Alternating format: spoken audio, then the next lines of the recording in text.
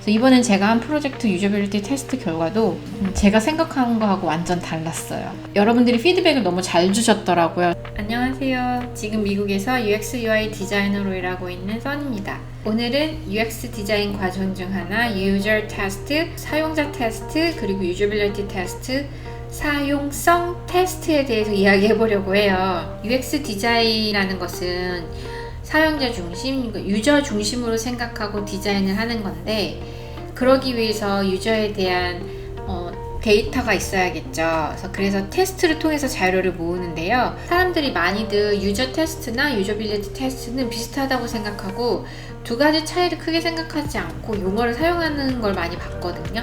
근데 제가 일하면서 느낀 바로는 두 가지 테스트의 목적이 좀 달랐거든요. 그래서 두 테스트는 목표도 다르고 질문들도 달라요. 질문이 다르니 자연스럽게 유저들의 대답 피드백도 다르겠죠. 제가 그 차이를 설명하면서 언제 사용하고 어떤 질문들을 하는지, 그리고 좋은 디자인, 나쁜 디자인을 어떤 기준으로 판단하고 정하는지 알려드릴게요. 먼저 유저 테스트에 대해서 이야기해 볼게요. 회사에서 유저 리서치 팀이 있다면 이제 그 팀의 도움을 받아서 데이터를 모으면 이제 너무 좋겠는데, 디자이너들이 꼭 리서치 팀하고 같이 함께 일한다는 보장은 없으니까 UX 디자이너로서 이제 만약에 데이터가 없다면 스스로 데이터를 만들어야 하거든요. 저 또한 여기 유튜브 영상 속에서 진행하고 있는 제 개인 프로젝트, 저 혼자서 정보 리서치하고 설문조사하는 방법으로 이제 기본 유저 데이터를 모아야 했어요. 이때 필요한 테스트가 유저 테스트인 거죠. 유저 테스트는 내가 만든 프로덕트의 유저는 누굴까? 그 유저들은 어떤 부분이 불편하지? 또 그 유저들이 내가 만든 프로덕트가 정말 필요할까? 그러면 그 사람들은 내 앱을 어떻게 쓸까? 이런 것들을 알아내는 것을 목표로 두고 유저 테스트를 해서 데이터를 모으는 거예요. 데이터를 토대로 문제점을 찾고 가장 좋은 솔루션을 디자인을 하는 거죠. 유저 테스트 방법으로는 여러 가지가 있겠지만 저는 주로 현장 관찰, observation을 하기도 하고, 아니면 유저 인터뷰, 아니면 설문조사를 하는 편이에요. 그래서 그 안에서 이제 문제점, 필요한 부분을 찾아내는 편이고, 그리고 메뉴 페이지 구조 정할 때도, 사이트 앱 스트럭처 정할 때도 카드 솔팅 같은 방법으로 얻은 데이터를 참고로 인포메이션 아키텍처도 많이 만들거든요. 보통 설문조사는 저는 폼을 많이 이용해서 질문지를 만들고 답을 그래프화해서 보는 편이고요. 그리고 카드 솔팅은 포스트잇을 이용해서 그룹지는 액티비티로 패턴을 찾아내는 편이에요.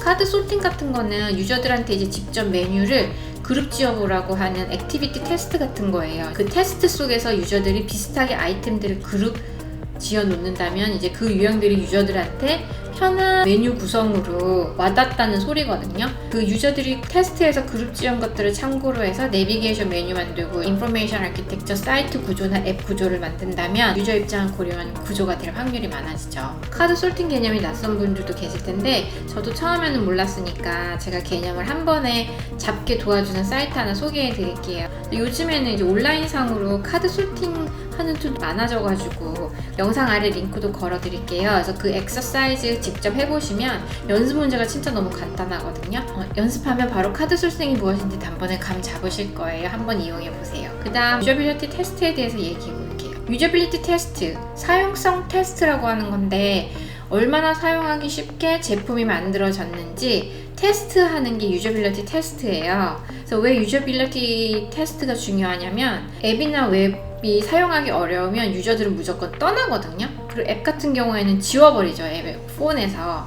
그러면 사람들이 다시 리인스톨 할 확률은 정말 적다고 들었어요.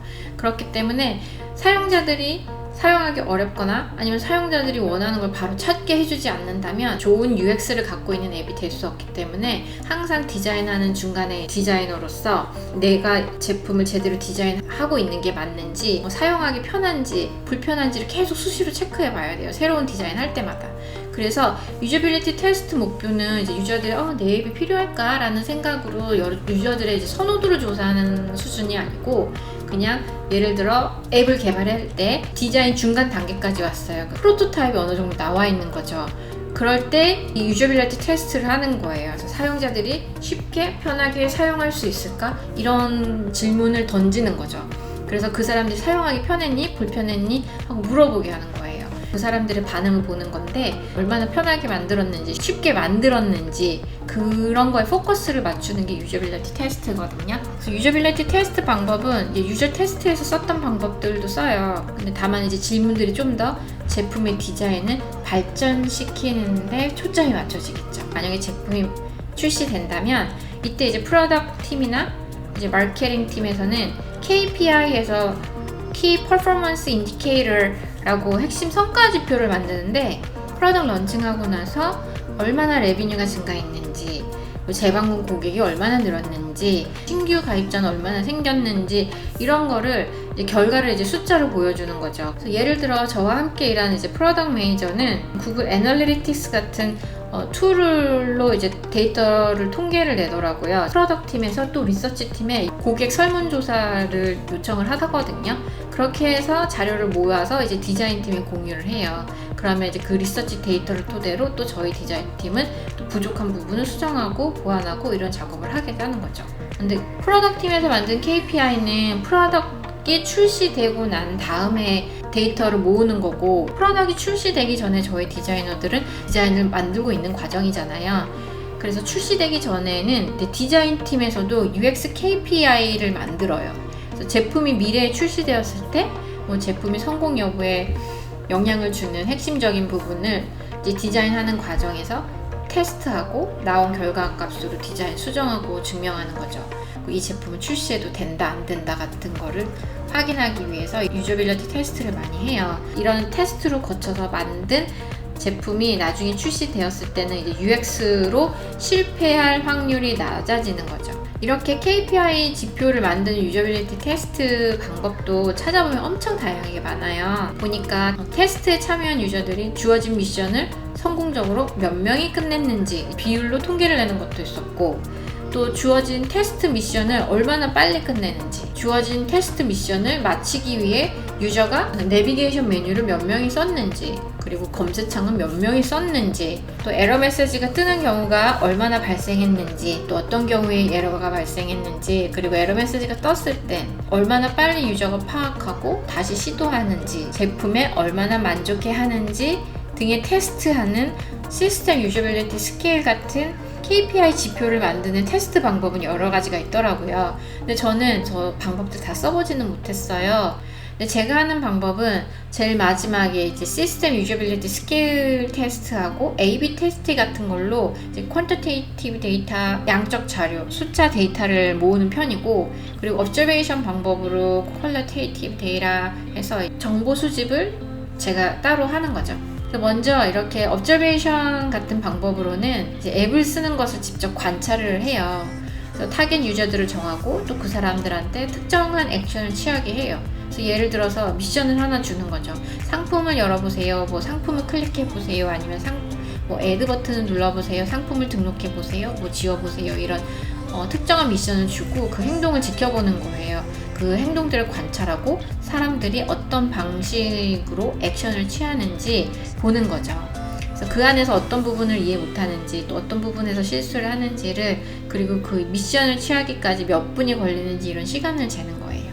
그런 식으로 관찰된 테스트로 디자인이 잘못되어서 이 유저가 잘못 사용하고 있구나 이런 부분을 캐치하면 디자인 수정을 하는 편이거든요. 그리고 여러 디자인 샘플이 있으면 어떤 UI가 사용자들에게 더 사용하기 좋게 느껴지는지 선호하는지 이제 선호도 테스트, 이제 A/B 테스팅 같은 투표 설문조사도 해요. 표를 많이 받은 디자인으로 이제 정해서 가기도 해요. 그리고 제가 UX KPI 값을 모아야 할 때 하는 방법, 이제 시스템 유저빌리티 테스트가 있는데 이 방법을 꽤 좋아하고 신뢰하는 편이에요. 테스트 결과를 숫자로 남기는 이유는 데이터를 숫자로 보여주면 같이 일하는 팀 내에서나 아니면 스테이크홀더들에게 이제 설득력 있게 이러한 이유로 이제 디자인을 수정했습니다. 뭐 디자인은 이런 식으로 가야 한다고 설득을 당하는 거죠. 숫자로 명확하게 유저의 반응이 나왔기 때문에 그 사람들의 주관적인 고집대로 잘못된 방향으로 디자인을 할 필요도 없어지고, 디자인하는데 설득력이 생겨서 저는 최대한 숫자로 보여주려고 해요. 그래서 여러분께 이 데이터 값을 어떻게 제가 산출했는지, 그리고 이 결과로 디자인이 나쁜지 좋은지 어떻게 구분하는지 제가 개인적으로 하고 있는 프로젝트 테스트 결과를 예로 보여드릴게요. 여러분들도 막상 디자인하시고 테스트 하시다 보면 느끼실 텐데 이렇게 하면 유저들이 빨리 파악하고 편안하게 사용할 것 같다고 생각하고 디자인한 것을 테스트를 막상 해보면 결과가 아주 제가 생각한 것과 다를 때가 정말 많거든요. 그래서 이번엔 제가 한 프로젝트 유저빌리티 테스트 결과도 제가 생각한 거하고 완전 달랐어요. 그래서 결과 내용 보면서 다시 한 번 더 유저빌리티 테스트, 유저 테스트의 소중함을 알았어요. 테스트 없이 출시했으면 아마 사용자가 하나도 찾지 않는 현상을 아마 만들지 않았을까 생각해요. 여기 시스템 유저빌리티 테스트는 제가 앞에서 말씀드렸던 것처럼 제품에 얼마나 만족해하는지 테스트하는 거라고 했잖아요. 이거는 질문이 정해져 있어요. 여러분들이 질문을 만드는 게 아니에요. 이 질문들을 통해서 답한 숫자로 데이터 값을 만드는 거예요. 인터넷에 찾아보면 SUS 질문지가 엄청 많이 되게 쉽게 구할 수 있는 질문지거든요. 그걸로 저는 이제 구글 폼에 질문들을 만들었어요. 구글 폼에서 만들면 결과값을 편하게 이제 그래프로도 볼 수 있고 엑셀로 데이터 값을 다운받아 볼 수 있어서 좋아서 저는 구글 폼을 썼거든요. 그래서 이런 식으로 다운받은 파일을 열어보시면 각 유저별로 답한 값들이 보여요. 그래서 질문들을 보시면 홀수 번호들은 긍정적인 질문들이고 짝수 번호들은 부정적인 질문들이에요. 그래서 계산을 홀수별로 짝수별로 합쳐서 계산하고 양쪽에서 나온 값으로 평균을 내는 건데 보면은 각 답별로 포인트가 정해져 있거든요. 이거를 이제 SUS 스코어 계산을 해야 되는데 X 값하고 Y 값을 더한 값에서 나온 합한 값의 2.5배를 곱하는 이런 산수가 있어요. 근데 이거는 X 값은 이제 홀수 내용들을 말하는 거고 홀수 내용들을 모두 더한 다음에 숫자 5를 빼는 거고 그리고 Y 값은 25에서 이제 짝수에서 나온 값들의 모든 포인트를 더한 합계를 빼는 거예요. 그렇게 해서 X하고 Y 값을 더한 다음에 2.5를 곱하면 이제 그게 이제 토탈 SUS 스코어가 되는 거예요. 이건 한 사람의 SUS 스코어인 거예요. 그래서 이걸 여러 사람 거를 한 다음에 거기를 이제 n분의 1로 나눠서 에버리지 값을 찾아내서 이 제품은 효과적인 측면에서 사용하기 좋다, 나쁘다를 이제 판단을 하게 되는 거예요. 보통 이 테스트 평균 값은 68로 되어 있거든요. 그래서 68점 이상이면 오케이, 68점에서 80점이면 굿 이런 식으로 나와요.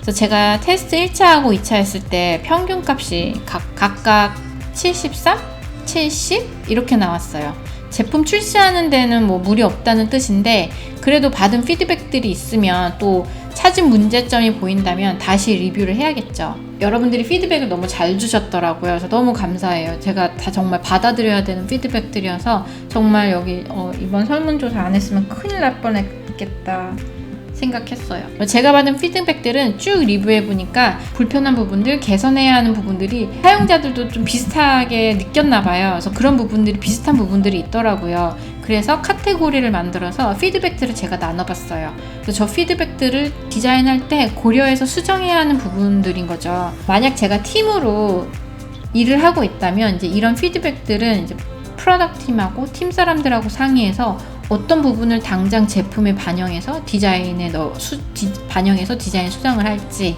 아니면 다음 버전에 넣을지 이런 식으로 MVP 피처 같은 거 생각하면서 상의하고 정해서 수정 작업을 하게 되는 거죠. 그리고 사람들이 많이 묻는 질문 중에 하나가 테스트할 때 몇 명이 적당할까? 유저 리서치, 유저 익스피리언스 그룹 이런 데서 공식적으로 말하기로는 5명을 추천하는데 5명 이상부터는 사람들의 반응이 겹친다고 해서 나중에 테스트하는 사람들의 결과는 앞에 이미 나온 반응들하고 거의 비슷해서 큰 의미가 없다고 해서 데이터 모은 데는 5명이면 충분하다고 추천을 하더라고요. 그런데 제가 이번에 유저빌리티 테스트 한 결과를 5명이 했을 때 그리고 10명이 했을 때 결과를 비교해 봤을 때는 좀 더 정확한 데이터를 얻기 위해서는 저는 8명에서 10명이 제일 적당하지 않을까 싶어요. 그래서 저는 10명을 선호해요. 그리고 테스트는 언제 하기 좋냐면 테스트 early, 테스트 often이라고 해서 그냥 처음부터 수시로 하는 걸 추천드려요. 그게 저는 제일 좋은 방법인 것 같아요.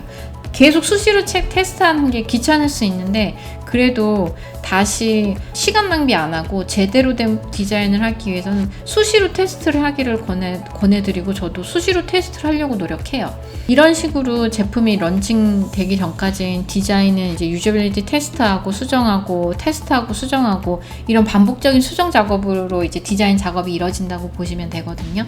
한번 여러분께서 직접 저 SUS 스코어 캘큘레이터를 하는 거 한번 이용해 보세요. 내 디자인이 저렇게 좋다 나쁘다가 이렇게 어비어스하게 나오는 게 꽤 재밌어요. 이렇게 오늘은 제가 유저 테스트, 유저빌리티 테스트에 대해서 공유했는데 여러분들 이거 하나만 기억하시면 돼요. 유저 테스트는 내 타겟 유저는 누구고 그 사람들은 내 앱이 왜 필요할까 이런 생각을 하고 테스트를 한다고 생각하시면 되고, 유저빌리티 테스트는 내가 만든 디자인을 테스트를 통해서 어떻게 하면 유저가 편하게 쉽게 사용할 수 있을까에 대한 피드백으로 이제 제품 디자인을 좀 더 나아지게 발전시킬 때 향상시키기 위해 하는 테스트라고 생각하시면 좋을 것 같아요. 그래서 저는 이런 테스트하는 게 처음에는 제일 어려웠거든요. 그래서 어떤 테스트를 해야 할지 처음 시작할 때 너무 막막해서, 그래서 오늘 여러분들한테 조금이라도 도움이 되드렸으면 하는 마음에 이제 제가 테스트하는 방법도 몇 가지를 숫자로 데이터 만드는 것도 보여드리고 싶어가지고 공유했는데 도움이 되었을지 모르겠어요. 오늘 영상도 도움이 되셨다면 좋아요 눌러주시고, 아직 구독 안 하신 분들은 구독 버튼도 부탁드릴게요. 그리고 제가 유튜브 하는 즐거움, 여러분들하고 소통하는 거 아시죠? 그래서 하시고 싶은 말씀이나 궁금하신 점 있으면 여기 댓글 아래 달아주세요. 제가 다 보고 답글 다 달아드릴게요. 그럼 오늘도 제 영상 봐주신 여러분 너무너무 모두 감사드리고, 다음 영상은 제가 작업하는 UI 디자인 방법 공유할게요. 그럼 다음 영상에서 또 뵐게요. 안녕.